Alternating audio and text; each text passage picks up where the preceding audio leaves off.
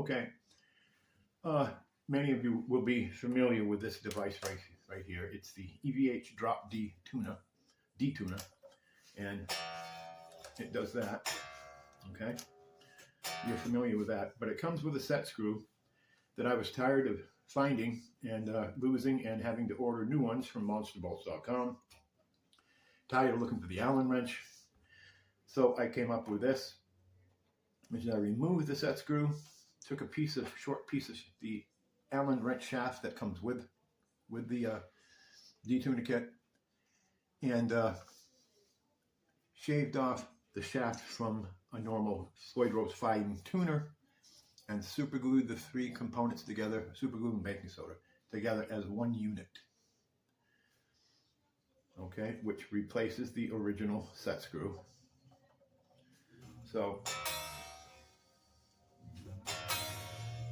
it's for changing, obviously, to change pitch when your guitar shifts slightly out of pitch. Instead of finding the Allen wrench to get the device back in tune, you just use this knob. It's very intuitive. It's just like, it's a 7th fine tuner, basically.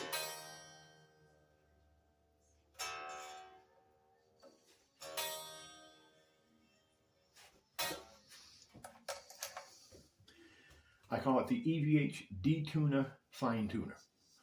What else, right? So that's it.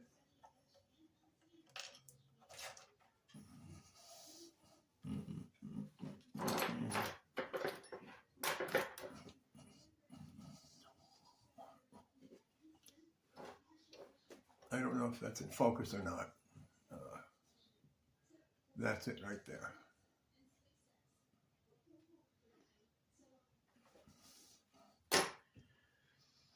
A couple of friends of mine told me I should get it patented. I looked into patenting. Long story short, I can't afford it. So it's out there. It's yours. It's everybody's. Just remember who came up with it.